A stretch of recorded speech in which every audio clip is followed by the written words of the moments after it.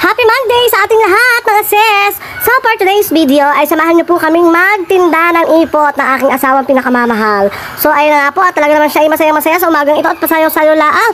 Ayun, at pagkatapos ko nga po maglinis na talaga naman siya ay tinawag ko at para naman talaga naman ang mga tae ng aking mga piglets ay kanyang palahin papunta sa bangbang. At sa parting iyan nga mga sis ay ayan kanyang nilalaro ang aking mga Sailor Moon, ang aking mga Sailor Star piglets wonderful.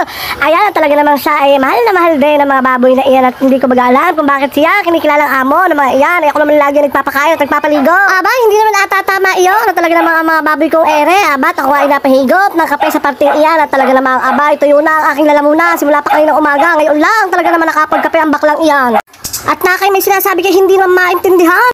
At tara nga din sa aking baboyan, kita-kita naman na talaga naman ang pagkakalinis na ng mga iyan ay ito at inyong silipin at ng inyong matanawaan kung paano kung mga iyan nililinis at tuwing umaga at araw-araw. Aba, makikita nyo nga ho na talaga naman ang pagkakasaya at ang pagkakatamis ng ngiti at tawa ng aking mga alagang iyan. Aba, eri nga si Marites at talaga naman ang pagkakasarap na ng higa at kita mo naman ay sobrang linis ng kanyang kwarto.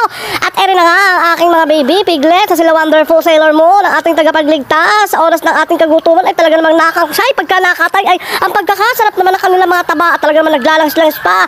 Pag naman talagang naluto mo ng minudo, dobo at kaldereta ay talaga namang ikimapapaulit ng sandok pa. At mapapasigaw ka pa nga ng talaga namang aba ay kisa pang kanin at talaga namang may pampadighal pa sana ng pagkakasarap naman ng soft drinks pagkatapos kumain ng baboy na iyan. Sa parting ito ay talaga namang nakikita ko ang aming si Master Pig, nakakalamin naman problema pa. Aba, ikaw na may busog na ang pagkakadungis naman ng aming si Princess at talaga namang nga ang asawa ko ay ang pagkakasipag talaga namang kinukuhit at sinisimot, sinusungkit ang mga ipot ng kanyang mga alagang manok. At nang sa gayon nga ay aming mapera na ere, talaga namang ibebenta namin ng 50 pesos ang isang sako niyan. Kaya akala mo ikaw ay isang rockstar diyan at talaga namang ikaw ay may pag-I love rock and roll pa, asawa. Aba, iimbilisan na nga sa panunungkit at pagsasako ng mga ipot na yan at tayo may pambili na ng ulam. Aba, ay talaga namang ang pagkakangiti naman dali bakla, saan ka naman pupunta? Talaga namang ipineflex mo pa ang mga Sailor Star, wonderful na yung mga piglets. Ere nga, at tingnan nyo naman ang pagkakaganda, talaga naman ang ambience din sa farm na ere, talaga namang ang pagkakasarap sa pakiramdam. Aba, at ayan nga po ang aking baby ko ay talaga namang kumakaway ang buntot at na okay kanyang nakita. Akala mo sa'yo makabutan ko na naman ng pagkain. At eto na nga ang moment of the truth. At talaga namang inaantay ko lang ang asawa ko sa parting iyan at talaga namang ako ang ginawa ng taga-atang ng mga ipot sa kanyang ulunan.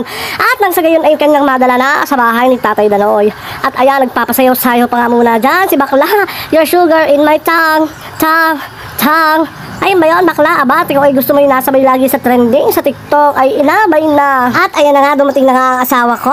Aba, Diyos ko po, shoot tamare. Talaga namang ang pagkakabigat naman ng ipot na iyang bitbitin pagka iaatang mo sa pinakamamahal mo. Aba, ay, pero ako nga naman ay nagagaanan at talaga namang pinabibilis ko na. At nasagin kami makapagluto na. Ano, masarap-sarap na ulam. Aba naman, si bakla talaga namang lalapang na naman nakatakot-takot dyan mamaya. Ay, ayun na nga, talaga